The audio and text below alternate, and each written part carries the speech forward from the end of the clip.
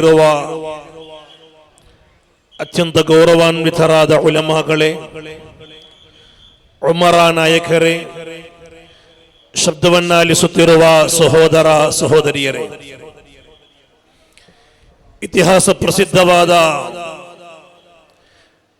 ಸಯ್ಯಿದ್ ಮೊಹಮ್ಮದ್ ಶರೀಫುಲ್ ಮದನಿ ಉಳ್ಳಾಲ್ ದಕ್ಷಿಣ ಭಾರತದ ಅಜ್ಮೀರ್ ಎಂಬ ಖ್ಯಾತಿಯನ್ನು ಪಡೆದಿರುವ ಲಕ್ಷಾಂತರ ಸತ್ಯವಿಶ್ವಾಸಿಗಳ ಸಾಂತ್ವನದ ಕೇಂದ್ರವಾಗಿರುವ ಹಲವಾರು ಧರ್ಮಗಳ ಜಾತಿಗಳ ಮನುಷ್ಯರು ಕೂಡ ಸಮಸ್ಯೆ ಸಂಕಷ್ಟಗಳಿಗೆ ಸಾಂತ್ವನದ ಸಿಹಿ ಸ್ಪರ್ಶವನ್ನು ಪಡೆಯಲು ಬೇಕಾಗಿ ಬರುತ್ತಿರುವಂತಹ ಈ ಭವ್ಯವಾದ ದರ್ಬಾರಿನಲ್ಲಿ 5 ವರ್ಷಕ್ಕೊಮ್ಮೆ ನಡೆಯುವ ಉರೂಸ್ ಕಾರ್ಯಕ್ರಮ ಕೊನೆಯ ಹಂತದಲ್ಲಾಗಿದೆ. ನಾವೆಲ್ಲರೂ ಕೂಡ ಒಟ್ಟು ಸೇರಿರುವುದು. ಈ ದರ್ಗಾಗಳು ಅಥವಾ ಔಲಿಯಾಗಳು ಎಲ್ಲಿ ಮಲಗಿದ್ದಾರೋ ಅಲ್ಲೆಲ್ಲವೂ ಕೂಡ ನಮಗೆ ಶಾಂತಿಯನ್ನು, ನೆಮ್ಮದಿಯನ್ನು, ಸೌಹಾರ್ದತೆಯನ್ನು, ಭಾವೈಕ್ಯತೆಯನ್ನು, ಸರ್ವಧರ್ಮ ಸಹಿಷ್ಣುತೆಯ ಸುಂದರವಾದ ಒಂದು ವೇದಿಕೆಯನ್ನು ನಮಗೆ ಕಾಣಲು ಸಾಧ್ಯವಾಗ್ತದೆ.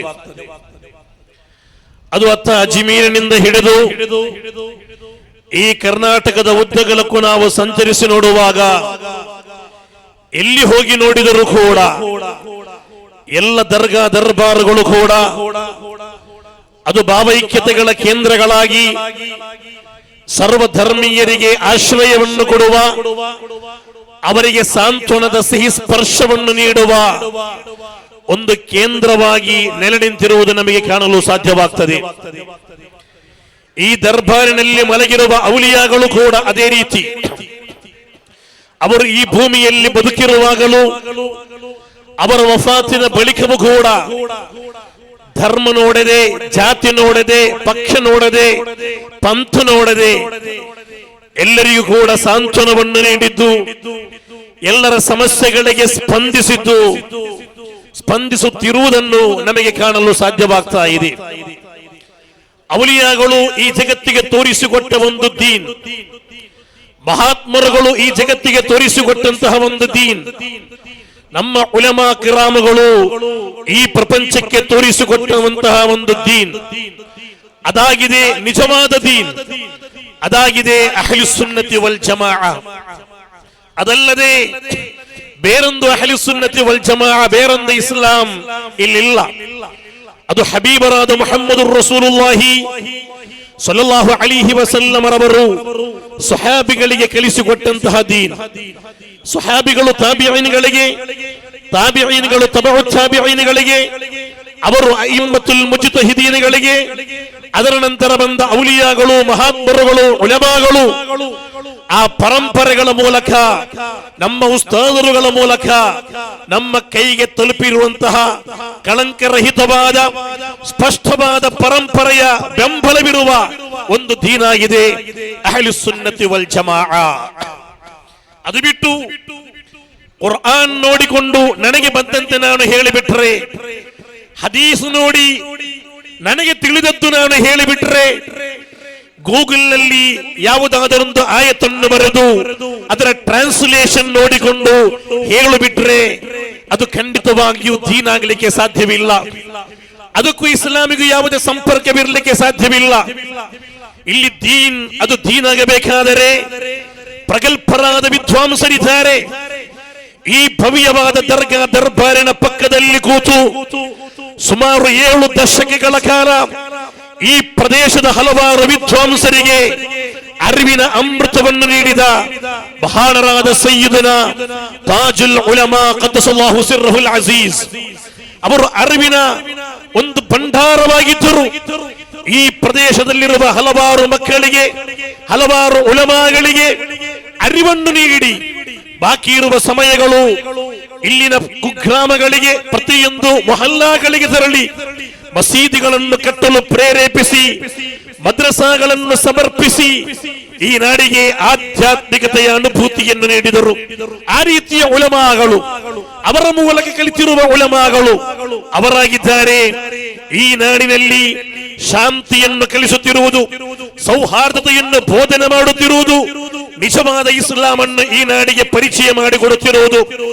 ಈ ರೀತಿ ಉಲಮಾಗಳ ಪರಂಪರೆಯಲ್ಲಿ ಯಾವುದು ಇಸ್ಲಾಂ ಬಂದಿದೆಯೋ ಅಲ್ಲಿ ಭಯೋತ್ಪಾದನೆಗಳಿಲ್ಲ, ಅಲ್ಲಿ ಜಾತಿವಾದಗಳಿಲ್ಲ, ಅಲ್ಲಿ ಉಗ್ರವಾದಗಳಿಲ್ಲ, ಅಲ್ಲಿ ಕೋಮುವಾದಗಳಿಲ್ಲ, ಅಲ್ಲಿ ಅನ್ಯಾಯ ಅಕ್ರಮಗಳಿಗೆ, ಅಶ್ಲೀಲ ಅನೈತಿಕತೆಗಳಿಗೆ, ಅಧಾರ್ಮಿಕತೆಗಳ ದೂಷಣೀಯ ನೀಚ ಪ್ರವಣತೆಗಳಿಗೆ ಅಲ್ಲಿ ಜಾಗವಿಲ್ಲ.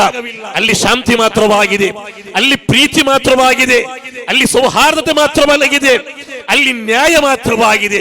ನೀವು ನೋಡಿ, ಈ ಸಯ್ಯದ್ ಮದನಿ ದರ್ಗಾ ದರ್ಬಾರಿನಲ್ಲಿ ಈ ಇಷ್ಟು ವರ್ಷಗಳಲ್ಲಿ ಎಷ್ಟು ಮುತಅಲ್ಲಿಮ್ಗಳಲ್ಲಿ ಕಲಿತು ಹೋದರು. 7 ದಶಕಗಳಿಂದ ಸಾವಿರಾರು ಮುತಅಲ್ಲಿಮ್ಗಳಿಗೆ ಅರಿವಿನ ಅಮೃತವನ್ನು ನೀಡಿದ ಒಂದು ಅರಿವಿನ ಕೇಂದ್ರವಾಗಿದೆ ಈ ದರ್ಬಾರ್. ಅದೇ ರೀತಿ ಕರ್ನಾಟಕದ ಉದ್ದಗಲಕ್ಕೂ ಸಂಚರಿಸಿ ನೋಡಿರಿ.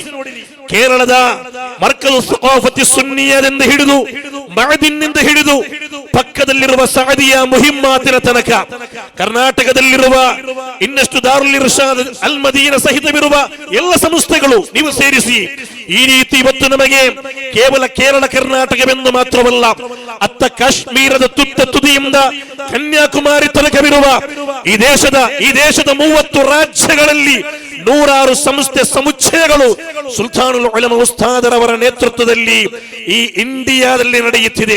ಇಲ್ಲಿ ಲಕ್ಷಾಂತರ ಮಕ್ಕಳು ಕಲಿತು ಹೋದರು, ಇವತ್ತು ಕಲಿಯುತ್ತಾ ಇದ್ದಾರೆ. ಆದರೆ ಇಲ್ಲಿ ಕೋಮು ದಳ್ಳುರಿಗಳು ನಡೆದಾಗ, ಇಲ್ಲಿ ಜಾತಿವಾದಗಳು ನಡೆದಾಗ, ಇಲ್ಲಿ ಭಯೋತ್ಪಾದನೆಗಳು ನಡೆದಾಗ ಈ ತನಕ ಈ ಮದ್ರಸಾಗಳಲ್ಲಿ ಕಲಿತಿರುವ, ಈ ಸಂಸ್ಥೆ ಸಮುಚ್ಚಯಗಳಲ್ಲಿ ಕಲಿತಿರುವ, ನಮ್ಮ ಶಿಕ್ಷಣ ಕೇಂದ್ರಗಳಲ್ಲಿ ಕಲಿತಿರುವ ಒಬ್ಬನೇ ಒಬ್ಬ ವಿದ್ಯಾರ್ಥಿಯನ್ನು ಕೂಡ ಭಯೋತ್ಪಾದನೆಯ ಹೆಸರಿನಲ್ಲಿ, ಕೋಮುವಾದಗಳ ಹೆಸರಿನಲ್ಲಿ ಬಂಧಿಸಲ್ಪಟ್ಟದ್ದು, ಕ್ರಿಮಿನಲ್ಸ್ಗಳಾಗಿ ಅವರು ಜೈಲಿಗೆ ಸೇರಿದ್ದು ನಮಗೆ ಚರಿತ್ರೆಯಲ್ಲಿ ತೋರಿಸಿಕೊಡಲಿಕ್ಕೆ ಸಾಧ್ಯವಿಲ್ಲ. ಕಾರಣ ನಮ್ಮ ಉಲಮಾಗಳು ಕಲಿಸಿಕೊಟ್ಟದ್ದು ಪ್ರೀತಿಯನ್ನಾಗಿದೆ, ನಮ್ಮ ಉಲಮಾಗಳು ಕಲಿಸಿಕೊಟ್ಟದ್ದು ಭಾವೈಕ್ಯತೆಯನ್ನಾಗಿದೆ, ನಮ್ಮ ಉಲಮಾಗಳು ಕಲಿಸಿಕೊಟ್ಟದ್ದು ಸೌಹಾರ್ದತೆಯನ್ನಾಗಿದೆ. ಪ್ರವಾದಿ ಮುಹಮ್ಮದುರ್ ರಸೂಲುಲ್ಲಾಹಿ ಸಲ್ಲಲ್ಲಾಹು ಅಲೈಹಿ ವಸಲ್ಲಂ ರವರಿಂದ ಹಿಡಿದು ಇವತ್ತಿನ ನಮ್ಮ ಉಲಮಾಗಳ ತನಕವಿರುವ ಈ ಪರಂಪರೆಯಲ್ಲಿ ಕಳಂಕವಿಲ್ಲ, ಅಲ್ಲಿ ಅನ್ಯಾಯಗಳಿಲ್ಲ, ಅಲ್ಲಿ ಶಾಂತಿ ಮಾತ್ರವಾಗಿದೆ, ಅಲ್ಲಿ ಸೌಹಾರ್ದತೆ ಮಾತ್ರವಾಗಿದೆ. ಅಲ್ಹಮ್ದುಲಿಲ್ಲಾ, ನಮ್ಮ ಈ ಉಳ್ಳಾಲದ ದರ್ಬಾರ್ ಖಂಡಿತವಾಗಿಯೂ ಇದು ಕರ್ನಾಟಕಕ್ಕೆ ಒಂದು ಮಾದರಿಯಾಗಿದೆ. ಎಲ್ಲ ದರ್ಗಾಗಳು ಕೂಡ ಇದನ್ನು ಅನುಕರಣೆ ಮಾಡಬೇಕಾಗಿದೆ. ದರ್ಗಾಗಳಂತ ಹೇಳುವಾಗ ಅದೊಂದು ಸಾಂತ್ವನದ ಕೇಂದ್ರವೆಂದು ಮಾತ್ರವಲ್ಲ, ಸಾಂತ್ವನವನ್ನು ಅರಸುತ್ತಾ ಹಲವಾರು ಮನುಷ್ಯರು ಅಲ್ಲಿಗೆ ಬಂದು ಹರಕೆಯನ್ನೊಪ್ಪಿಸುತ್ತಾರೆ, ಅಲ್ಲಿ ಕಾಣಿಕೆಗಳನ್ನು ನೀಡುತ್ತಾರೆ. ಹೇರಳವಾಗಿ ಅಲ್ಲಿ ಸಂಪತ್ತುಗಳು ಜಮೆಯಾಗ್ತದೆ. ಆದರೆ ಅದನ್ನು ಉತ್ತಮವಾದ ರೀತಿಯಲ್ಲಿ ಯೂಸ್ ಮಾಡಲಿಕ್ಕೆ ಗೊತ್ತಿರುವ ಒಂದು ಒಳ್ಳೆಯ ಟೀಮ್, ಒಂದು ಒಳ್ಳೆಯ ದರ್ಬಾರ್ ನಮ್ಮ ದರ್ಬಾರ್ ಆಗಿರಬೇಕು.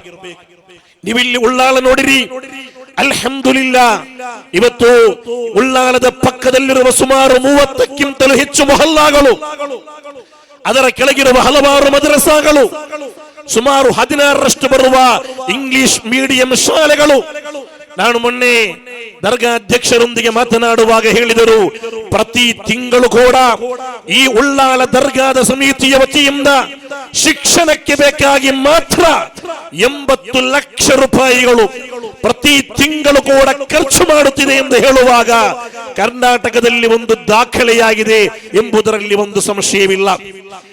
ಪ್ರತಿಯೊಂದು ದರ್ಗಾಗಳು, ಪ್ರತಿಯೊಂದು ದರ್ಗಾ ಸಮಿತಿಗಳು, ಪ್ರತಿಯೊಂದು ಮೊಹಲ್ಲಾದ ನಾಯಕರುಗಳು ಅರ್ಥ ಮಾಡಿಕೊಳ್ಳಬೇಕಾದ, ಕಣ್ಣು ತೆರೆಯಬೇಕಾದ ಒಂದು ಕ್ರಾಂತಿಯಾಗಿದೆ. ಈ ಉಳ್ಳಾಲದ ಪರಿಸರದಲ್ಲಿ ದರ್ಗಾ ದರ್ಬಾರಿನ ನೇತೃತ್ವದಲ್ಲಿ ಇಲ್ಲಿನ ಉಮರಾಗಳು, ಉಲಮಾಗಳು ಒಟ್ಟು ಸೇರಿಕೊಂಡು ಮಾಡುತ್ತಿರುವ ಶ್ಲಾಘನೀಯವಾದ ಶೈಕ್ಷಣಿಕವಾದ ಒಂದು ಕಾರ್ಯಾಚರಣೆ, ಅದು ಖಂಡಿತವಾಗಿಯೂ ಅನುಕರಣೀಯವಾಗಿದೆ. ಅಲ್ಲಿ ಸಂಪೂರ್ಣವಾಗಿ ಈ ಕಾಲದಲ್ಲಿ ನಮ್ಮ ಸಮುದಾಯಕ್ಕೆ ನಾವು ಮಾಡಬೇಕಾದ ಅತ್ಯಂತ ದೊಡ್ಡ ಖಿದ್ಮತ್ ಅದು ಶಿಕ್ಷಣಕ್ಕೆ ಬೇಕಾಗಿರುವ ಮಹತ್ವವಾಗಿದೆ. ನಮ್ಮ ಪುಟ್ಟ ಪುಟ್ಟ ಮಕ್ಕಳಿಗೆ, ವಿದ್ಯಾರ್ಥಿಗಳಿಗೆ ಭವಿಷ್ಯದಲ್ಲಿ ಈ ದೇಶವನ್ನು ಕಟ್ಟುವ, ಈ ನಾಡನ್ನು ಬೆಳಗಿಸುವ, ಈ ಮೊಹಲ್ಲಾದಲ್ಲಿ ನೇತೃತ್ವವನ್ನು ಪಡೆಯುವ ಇಂದಿನ ಮಕ್ಕಳು ಅವರಿಗೆ ಒಳ್ಳೆಯ ವಿದ್ಯಾಭ್ಯಾಸವನ್ನು ಕೊಡಬೇಕು.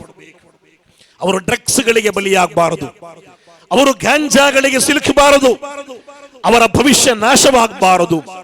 ಪ್ರತಿ ದಿನಗಳು ಕೂಡ ನಾವು ದೃಶ್ಯ ಶ್ರಾವ್ಯ ಮಾಧ್ಯಮಗಳಲ್ಲಿ ಕೇಳುತ್ತಿರುವ ಕೆಲವೊಂದು ಘಟನೆಗಳು ನಮ್ಮ ಜಂಗಾಬಲ ಹುದುಗಿ ಹೋಗುವಂತೆ ಮಾಡ್ತಾ ಇದೆ.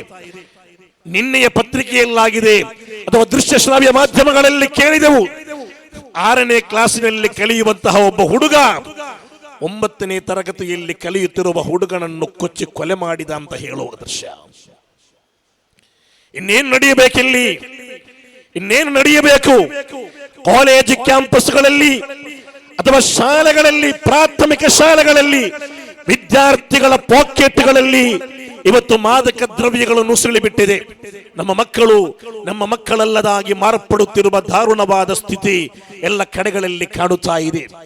ಮೊಹಲ್ಲಾ ಜಮಾಅತಿನ ನಾಯಕರುಗಳು, ಸಂಘಟನೆಯ ನೇತೃತ್ವಗಳು, ಆಡಳಿತ ನಾಯಕರುಗಳು, ಜನಪ್ರತಿನಿಧಿಗಳು ಇದರ ಬಗ್ಗೆ ಎಚ್ಚೆತ್ತುಕೊಳ್ಳದೇ ಇದ್ದರೆ ಖಂಡಿತವಾಗಿಯೂ ಭವಿಷ್ಯದಲ್ಲಿ ಈ ಸಮುದಾಯ ತಲೆ ತಗ್ಗಿಸಬೇಕಾದ ಒಂದು ಅವಸ್ಥೆ ಬರಬಹುದು. ಡ್ರಗ್ಸ್ಗಳಿಗೆ ನಮ್ಮ ಮಕ್ಕಳು ಬಲಿಯಾಗ್ತಾ ಇದ್ದಾರೆ. ಈ ಸಮುದಾಯದ ಅತ್ಯಂತ ದೊಡ್ಡ ಒಂದು ಪಿಡುಗ ಆಗಿದೆ ಡ್ರಗ್ಸ್ ಎಂಬುದರಲ್ಲಿ ಸಂಶಯವಿಲ್ಲ. ಸ್ವಂತ ತಂದೆಯನ್ನು ಕೊಲ್ಲಲು, ಹೆಂಡತಿಯನ್ನು ಕೊಲ್ಲಲು, ಅಣ್ಣ ತಮ್ಮಂದಿರನ್ನು ಕೊಚ್ಚಿ ಕೊಲೆ ಮಾಡಿದಲು, ಒಡ ಹುಟ್ಟಿದವರು ಮತ್ತು ಹುಟ್ಟಿಸಿದವರ ಹೊಟ್ಟೆಯನ್ನು ಸೀಳಿ ಹಾಕಲು ಆಧುನಿಕ ಮಕ್ಕಳು ಹೇಸುತ್ತಿಲ್ಲ.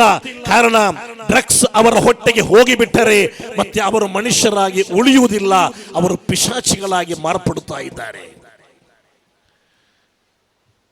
ಆದ್ದರಿಂದ ಈ ಸಮುದಾಯದ ಪಿಡುಗುಗಳನ್ನು ಇಲ್ಲಿ ತೊಲಗಿಸಬೇಕು. ಉಲಮಾ ನೇತೃತ್ವದ ತಳಹದಿಯಲ್ಲಿ ನಿಂತರೆ ಖಂಡಿತವಾಗಿಯೂ ಇಲ್ಲಿ ಸಮಸ್ಯೆಗಳು ಬರಲ್ಲ. ಅವರು ಯಾವತ್ತೂ ಕೂಡ ಪ್ರಬುದ್ಧತೆಯೊಂದಿಗೆ ಈ ನಾಡಿಗೆ ನೇತೃತ್ವವನ್ನು ಕೊಡುವವರು. ಅವರು ಕುರ್ಆನ್ ಕಲಿತವರು, ಅವರು ಹದೀಸ್ ಕಲಿತವರು, ಅವರು ಫಿಕ್ಹಿನ ಮಸಲೆಗಳನ್ನು ಅರಿತವರು.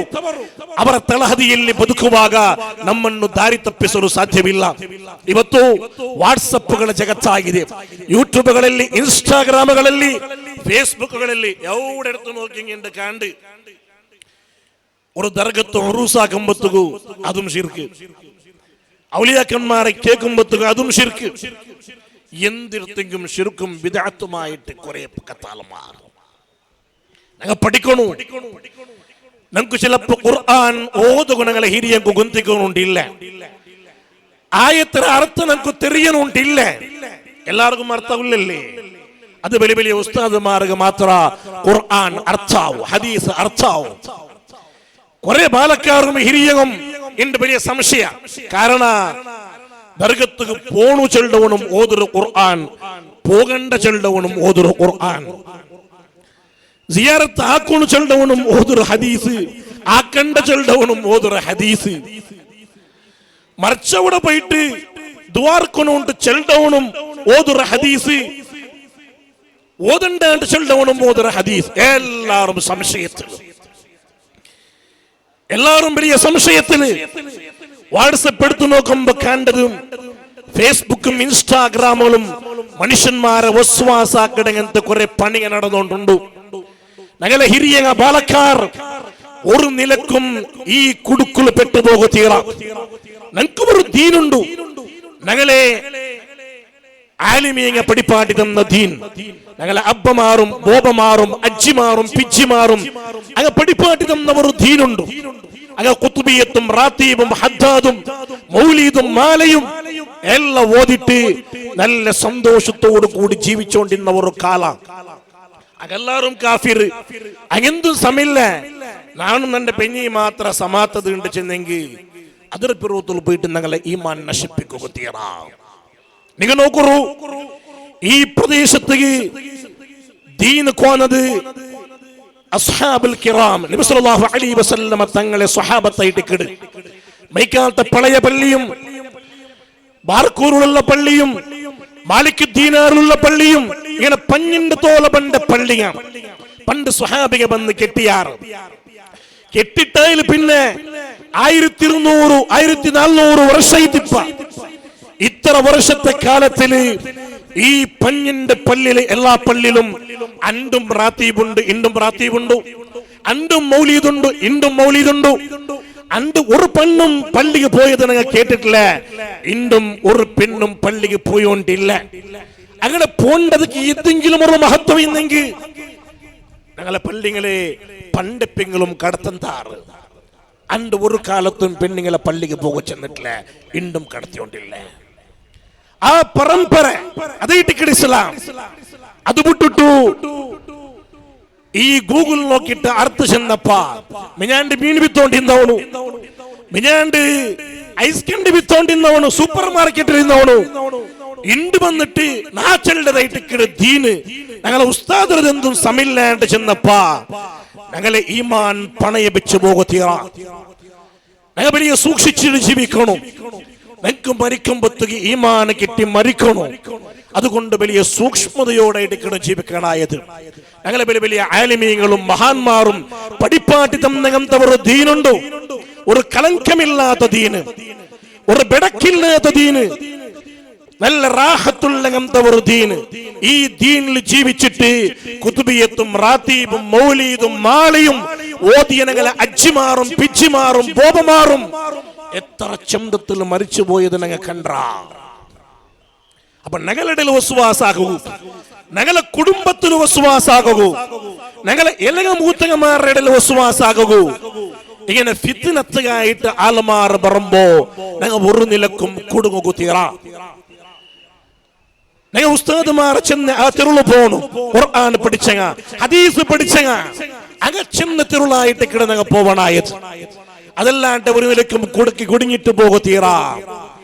ഹബീബായ മുഹമ്മദ് റസൂലുള്ളാഹി സ്വല്ലല്ലാഹു അലൈഹി വസല്ലമ തങ്ങ പഠിപ്പാട്ടികത്തെ ദീൻ അത് നല്ല കെട്ടിപ്പിടിച്ചിട്ട് ഞങ്ങൾ ജീവിക്കടകാവണം.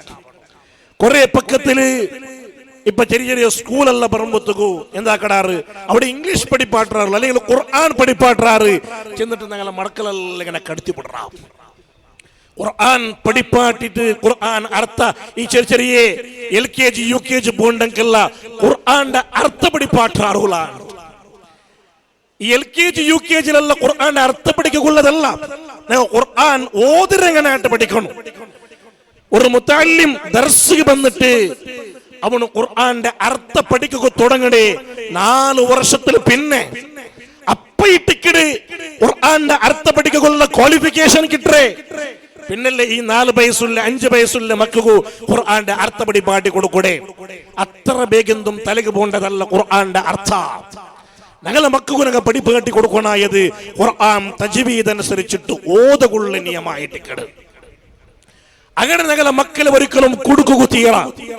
ഞങ്ങളെ റായത്തെ 10-15 വർഷം വലിയ വലിയ ആലിമീങ്ങളെ മുട്ട വെച്ചിട്ട് ദർസ് പഠിച്ചു വന്നേ ഒരു മദനി ഉസ്താദ്, ഒരു സഖാഫി ഉസ്താദ്, ഒരു സഅദി ഉസ്താദ് ഞങ്ങളെ റായത്തിലുണ്ടാ.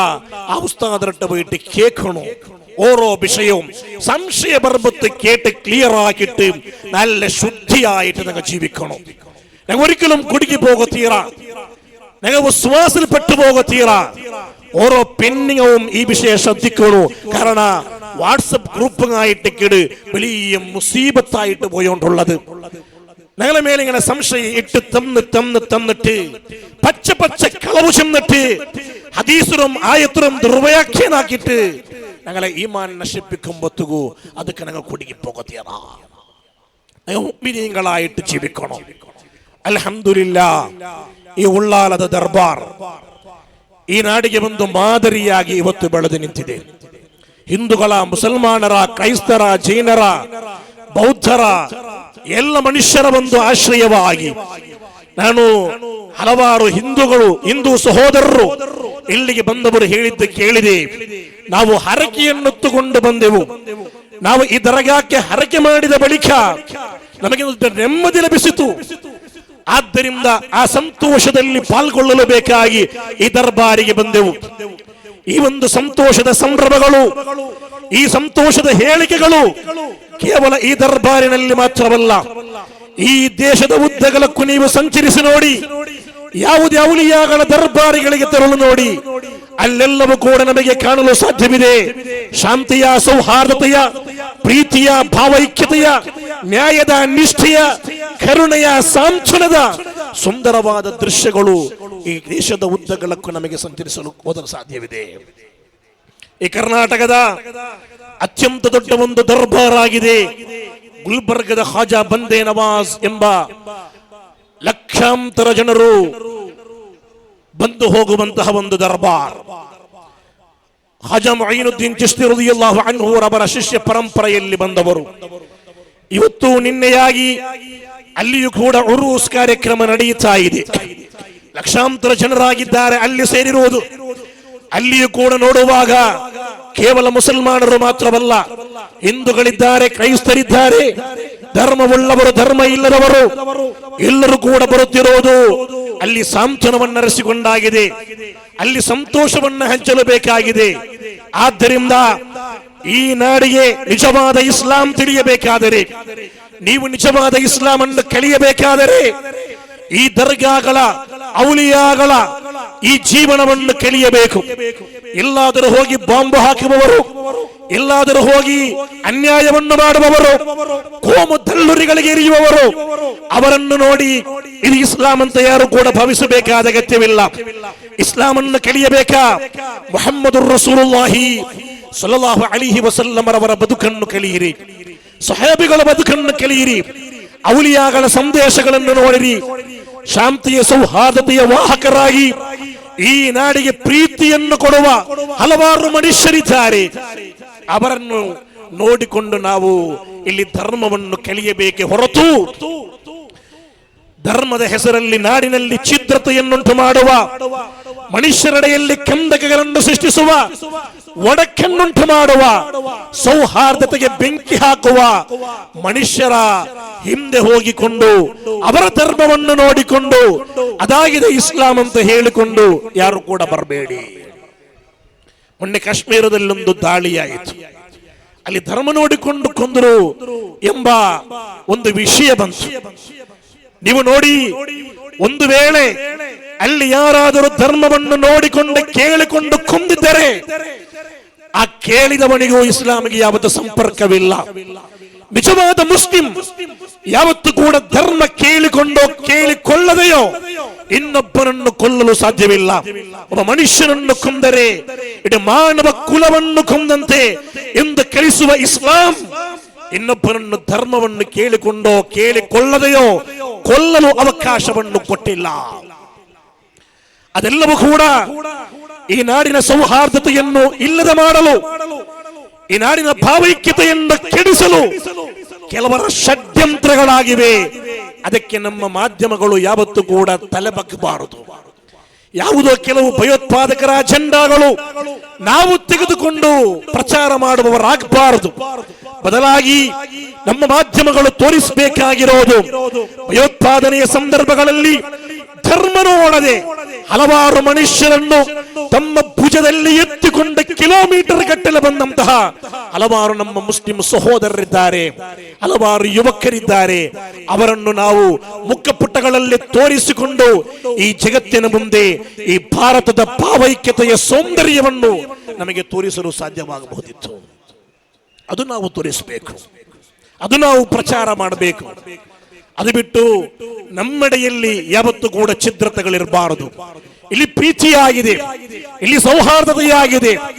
ಮಹಾನರಾದ ಸಯ್ಯದ್ ಮದನಿ ಉಳ್ಳಾಲಂ ತಂಗಳ ಸಯ್ಯದ್ ಮದನಿರವರು ಈ ನಾಡಿಗೆ ತೋರಿಸಿದ್ದು ಭಾವೈಕ್ಯತೆಯ ಸಂದೇಶವಾಗಿತ್ತು. ಅದರ ನಂತರ ಈ ಹತ್ತಿರದಲ್ಲಿ ಸುಮಾರು 7 ದಶಕಗಳ ಕಾಲ ಈ ದಕ್ಷಿಣ ಕರ್ನಾಟಕಕ್ಕೆ ಆಧ್ಯಾತ್ಮಿಕತೆಯ ಸಿಹಿ ಸಿಂಚನವನ್ನು ಕೊಟ್ಟ ತಾಜುಲ್ ಉಲಮಾರವರು ಈ ನಾಡಿಗೆ ಬೋಧನೆ ಮಾಡಿದ್ದು ಭಾವೈಕ್ಯತೆಯಾಗಿತ್ತು.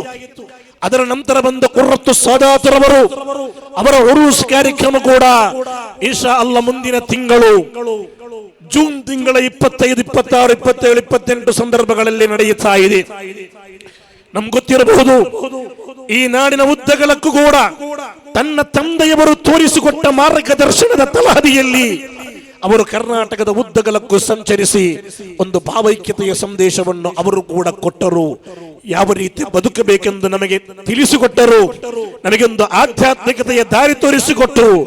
ನಾವೆಲ್ಲರೂ ಕೂಡ ಭಾವಿಸುವುದಕ್ಕಿಂತ ಅನಿಸುವುದಕ್ಕಿಂತ ಮುಂಚೆ ನಮ್ಮನ್ನು ನಗಲಿಕೊಂಡು ಅವರು ಹೋದರು. ಮಹಾನರಾದ ಕುರ್ರತ್ತು ಸಾದಾತ್ ಅವರ ಉರುಸು ಕೂಡ ಬರ್ತಾ ಇದೆ. ಅವರು ಕೂಡ ಈ ನಾಡಿಗೆ ನೀಡಿದ್ದು ಪ್ರೀತಿಯನ್ನಾಗಿದೆ, ಸೌಹಾರ್ದತೆಯನ್ನಾಗಿದೆ. ನನಗೆ ಅವರ ಬಗ್ಗೆ ಹೇಳುವಾಗ ಮರೆಯಲು ಸಾಧ್ಯವಿಲ್ಲ. ನಾವು ಜಾಸ್ತಿಯಾಗಿ ಉತ್ತರ ಕರ್ನಾಟಕದ ಭಾಗದಲ್ಲಾಗಿದೆ ನಾನಿರೋದು. ಹಲವು ಬಾರಿ ನಾವು ಉರ್ರತು ಸಾದಾತ್ರವರ ಬಳಿಗೆ ಹೋದಾಗ, ಉತ್ತರ ಕರ್ನಾಟಕದ ವಿಷಯಗಳು ಹೇಳಿದಾಗ, ಅಂದು ತಾಜುಲ್ ಉಲಮಾ ಈ ದಕ್ಷಿಣ ಕರ್ನಾಟಕದ ಮುಖ್ಯ ಮೂಲಗಳಲ್ಲಿ ಸಂಚರಿಸಿಕೊಂಡು ಮಾಡಿದ ಶೈಕ್ಷಣಿಕ ಚಳವಳಿಯನ್ನು ರಾಜ್ಯದ ಉದ್ದಗಲಕ್ಕೂ ಬಿತ್ತರಿಸಲು ಉರ್ರತು ಸಾದಾತ್ ಆವೇಶಭರಿತವಾಗಿ ನಮ್ಮೊಂದಿಗಿದ್ದರು. ಬೆಳಿಗ್ಗೆಯಿಂದ ಸಾಯಂಕಾಲದವರೆಗೆ ಪ್ರತಿಯೊಂದು ಗ್ರಾಮಗಳಿಗೆ ಕರ್ಕೊಂಡು ಹೋಗುವಾಗ ನಾವು ಕೆಲವೊಮ್ಮೆ ಹೇಳ್ತೇವೆ, 7-8 ಕಡೆಗೆ ಹೋಗಿ ಐತಲ್ಲ ಸುಸ್ತಾಗಬಹುದು. ಇಲ್ಲ, ಸುಸ್ತಿಲ್ಲ. ಇಲ್ಲಿಗೆ ಬಂದ್ರೆ ಸುಸ್ತಿಲ್ಲ. ಇಲ್ಲಿರುವ 2 ದಿನ 3 ದಿನ ಎಷ್ಟು ದಿನವಿದೆಯೋ ಅದು ಸಾಧ್ಯವಾದಷ್ಟು ದಾವತ್ ಮಾಡಬೇಕು, ಸಾಧ್ಯವಾದಷ್ಟು ಹಿದುಮತ್ ಮಾಡಬೇಕು. ನನ್ನಿಂದಾಗುವುದು ಇದಾಗಿದೆ, ಇದು ಮಾಡಬೇಕೆಂದು ಹೇಳಿ ಉತ್ತರ ಕರ್ನಾಟಕದಲ್ಲಿ ಸರಿಯಾದ ರಸ್ತೆಗಳಿಲ್ಲದ ಆ ಚಿಕ್ಕ ಪುಟ್ಟ ಕುಗ್ರಾಮಗಳ ಓಣಿಗಳ ಮಧ್ಯೆ ಸಂಚರಿಸಿ ದಾವತ್ತಿನ ಪ್ರಭೆಯನ್ನು ಹರಡಲು ನಮಗೆ ಆವೇಶ ತುಂಬಿದ ಒಂದು ಆಧ್ಯಾತ್ಮಿಕ ಯುಗ ಪುರುಷರ ಅಂತ್ಯ ಖಂಡಿತವಾಗಿಯೂ ನಮಗೆ ತುಂಬಲಾರದ ನಷ್ಟವಾಗಿದೆ. ಉರ್ರತು ಸಾದಾತ್ ಒಂದು ಮೌನ ಕ್ರಾಂತಿಯ ಮೂಲಕ ದೊಡ್ಡ ಇತಿಹಾಸವನ್ನು ಬರೆದಿರುವಂತಹ ಒಬ್ಬ ವ್ಯಕ್ತಿ. ಅಲ್ಹಮ್ದುಲಿಲ್ಲಾ, ಈಗ ಸುಲ್ತಾನುಲ್ ಉಲಮಾರವರಾಗಿದ್ದಾರೆ. ಈ ಉಳ್ಳಾಲದ ಪ್ರೌಢಿಗೆ ಕಳಶವಿಟ್ಟಂತೆ, ಈ ಉಳ್ಳಾಲದ ಪ್ರೌಢಿ, ಆ ಪ್ರೌಢಿಗೆ ತಕ್ಕದಾದ ಒಂದು ಕಾಲಿ ನಮ್ಮ ಊರಿಗೆ, ನಮ್ಮ ಉಳ್ಳಾಲಕ್ಕೆ ಲಭಿಸಿರುವುದು, ಈ ದಕ್ಷಿಣ ಕರ್ನಾಟಕದ 100 ಮೊಹಲ್ಲಾಗಳಿಗೆ ಲಭಿಸಿರುವುದು ಖಂಡಿತವಾಗಿಯೂ ಅದೊಂದು ಅನುಗ್ರಹವಾಗಿದೆ. ಸುಲ್ತಾನುಲ್ ಉಲಮಾ ಅದು ಕೇವಲ ಒಂದು ವ್ಯಕ್ತಿಯಲ್ಲ, ಅದು ಆಧುನಿಕ ಜಗತ್ತಿಗೆ ಅಲ್ಲಾಹು ನೀಡಿದ ಅತ್ಯಂತ ದೊಡ್ಡ ಶಕ್ತಿಯಾಗಿದೆ. ನಿಮ್ಗೆ ಗೊತ್ತಿಲ್ವಾ, ಅವರು ಒಂದು 35-40 ವರ್ಷಗಳ ಹಿಂದೆ ಮರ್ಕಜ್ ಎಂಬ ಒಂದು ಸಂಸ್ಥೆಯನ್ನು ಉಂಟು ಮಾಡಲು ಬೇಕಾಗಿ ಯೋಜನೆ ಹಾಕಿ 1 ಕೋಟಿಯ ಒಂದು ಸಂಸ್ಥೆ ಎಂದು 50 ವರ್ಷಗಳ ಹಿಂದೆ ಹೇಳಿದಾಗ ಕೆಲವರು ತಮಾಷೆ ಮಾಡಿದರು, ಕೆಲವರು ಛೇಡಿಸಿದರು, ಕೆಲವರು ಗೇಲಿ ಮಾಡಿದರು, ಕೆಲವರು ಅಪಹಾಸ್ಯ ಮಾಡಿದರು. 100 ರೂಪಾಯಿಯ ನೋಟು ನೋಡದ ಉಲಮಾಗಳು ಕೋಟಿಯ ಬಗ್ಗೆ ಮಾತನಾಡುತ್ತಿದ್ದಾರೆ ಎಂದು ಉಲಮಾಗಳ ಬಗ್ಗೆ ಛೇಡಿಸಿದ ಒಂದು ಕಾಲವಿತ್ತು. ಅದಕ್ಕೆ ಉಸ್ತಾದ್ ಅವತ್ತು ಉತ್ತರ ಕೊಟ್ಟಿಲ್ಲ. ರಾತ್ರಿ ಹಗಲೆಂದಿಲ್ಲದೆ ಈ ದೇಶದ ಉದ್ದಗಲಕ್ಕೂ ಸಂಚರಿಸಿ ಈ ಜಗತ್ತಿನ ವಿವಿಧ ಕಡೆಗಳಿಗೆ ತೆರಳಿ ಹಲವಾರು ಶ್ರೀಮಂತರ ಮನೆಯ ಬಾಗಿಲುಗಳನ್ನು ತಟ್ಟಿ, ಅವರು ಹಲವಾರು ಶ್ರೀಮಂತರ ಮನೆಯ ಬಾಗಿಲನ್ನು ತಟ್ಟಿದ್ದು ಅವರ ಹೆಂಡತಿ ಮಕ್ಕಳನ್ನು ಸಾಕಲು ಬೇಕಾಗಿ ಆಗಿರಲಿಲ್ಲ.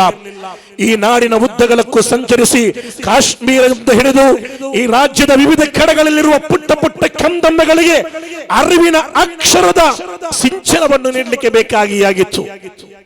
ಅವರು ಓಡಾಡಿದರು, ಕಷ್ಟಪಟ್ಟರು, ಅದಕ್ಕೆ ಯಾವತ್ತೂ ಉತ್ತರ ಕೊಟ್ಟಿಲ್ಲ. ಆದರೆ ಮರ್ಕಜು ಸಕಾಫತಿ ಸುನ್ನಿಯಾದ 35ನೇ ವರ್ಷಾಚರಣೆ, ಆ ಮರ್ಕಜಿನ ಲಕ್ಷಾಂತರ ಜನರನ್ನು ಸಾಕ್ಷಿ ನಿಲ್ಲಿಸಿಕೊಂಡು ನಡೆಯುವಾಗ ಉಸ್ತಾದ್ ಹೇಳಿದ ಮಾತು ಇವತ್ತು ಕೂಡ ನಮ್ಮ ಕಿವಿಯ ತಮ್ಮಟ್ಟಿಗೆ ಬಡಿಯುವ ರೀತಿಯಲ್ಲಿ ಕೇಳುತ್ತಾ ಇದೆ. ಅವತ್ತು ಉಸ್ತಾದ್ ಹೇಳಿದರು, ನಾನವತ್ತು 1 ಕೋಟಿಯ ಒಂದು ಸಂಸ್ಥೆ ಕಟ್ಟುತ್ತೇನೆಂದು ಹೇಳುವಾಗ ಎಲ್ಲರೂ ಕೂಡ ತಮಾಷೆ ಮಾಡಿದವರಿದ್ದರು, ಛೇಡಿಸಿದವರಿದ್ದರು, ಗೇಲಿ ಮಾಡಿದವರಿದ್ದರು. ಆದರೆ ಅಲ್ಹಮ್ದುಲಿಲ್ಲಾ 35 ವರ್ಷಗಳಲ್ಲಿ ನಮ್ಮ ಮರ್ಕಜು ಸಕಾಫತಿ ಸುನ್ನಿಯ ವಿದ್ಯಾಭ್ಯಾಸಕ್ಕೆ ಬೇಕಾಗಿ ಖರ್ಚು ಮಾಡಿದ್ದು 2,000 ಕೋಟಿಗಳನ್ನಾಗಿದೆ. ಈಗ 15 ವರ್ಷಗಳ ಬಳಿಕವೂ ಕೂಡ ಆಯಿತು. ಈಗ ಇದು ನಾಲೆಜ್ ಸಿಟಿ ಬರುವುದಕ್ಕಿಂತ ಮುಂಚೆ ಹೇಳಿದ್ದದು. ಈಗ ನಾವು 2025ರಲ್ಲಿದ್ದೇವೆ. ಮರ್ಕಜ್ 50ರ ಹೊಸ್ತಿಲಲ್ಲಿದೆ. ಈಗ 3,000 5,000ಗಳು ದಾಟಿ, ಕೋಟಿಗಳು ದಾಟಿ, ಅಲ್ಹಮ್ದುಲಿಲ್ಲಾ ದೊಡ್ಡ ಒಂದು ಕ್ರಾಂತಿ. ಕಾಶ್ಮೀರದ ಹಲವಾರು ಮಕ್ಕಳು ಮರ್ಕಜ್ನಲ್ಲಿದ್ದಾರೆ. ಉತ್ತರ ಭಾರತದ ಕೆಲವು ಕಡೆಗಳಿಗೆ ತೆರಳಿ ಹೋಗಬೇಕು ನೀವು. ಆ ಹರಿಯಾಣದ ಪುಟ್ಟ ಪುಟ್ಟ ಗ್ರಾಮಗಳಲ್ಲಿ ನಾವೆಲ್ಲರೂ ಕೂಡ ಬಂಗಾಳಿಗಳಂತ ಹೇಳಿದರೆ ತಮಾಷೆ ಮಾಡ್ತಾ ಇದ್ದೀವಿ. ನಾವು ಕೇವಲ ಟ್ರೋಲ್ ಮಾಡಲಿಕ್ಕೆ ಬೇಕಾಗಿ ಮಾತ್ರ ಬಂಗಾಳಿಗಳನ್ನು ಯೂಸ್ ಮಾಡುತ್ತಿದ್ದೆವು. ನಮ್ಮ ಟ್ರೋಲ್ ಸ್ವೇಚ್ಛೆಗಳ ಸ್ಥಿರಾತಿಥಿಗಳಾಗಿ ನಾವು ಬಂಗಾಳಿಗಳನ್ನು ತೆಗೆಯುತ್ತಾ ಇದ್ದೆವು. ಆದರೆ ಉಸ್ತಾದ್ ಈ ಟ್ರೋಲ್ಗಳಿಗೆ ನಿಂತವರಲ್ಲ. ಪಶ್ಚಿಮ ಬಂಗಾಳದ ಪುಟ್ಟ ಪುಟ್ಟ ಗ್ರಾಮಗಳಿಗೆ ಸಂಚರಿಸಿ ಅಲ್ಲಿನ ಕಂದಮ್ಮೆಗಳಿಗೆ ಅರಿವಿನ ಅಮೃತವನ್ನು ಕೊಟ್ಟರು. ಅವರು ಬಿಹಾರಕ್ಕೆ ತೆರಳಿದರು, ಯುಪಿಯ ಮುಖ್ಯ ಮೂಲಗಳಿಗೆ ತೆರಳಿದರು, ಈ ದೇಶದ ವಿವಿಧ ಕಡೆಗಳಿಗೆ ತೆರಳಿ ಅವರು ಮಾಡಿದ ಶೈಕ್ಷಣಿಕ ಚಳವಳಿ ಇಂಡಿಯನ್ ಇತಿಹಾಸದಲ್ಲಿ ಒಂದು ದಾಖಲೆಯಾಗಿದೆ.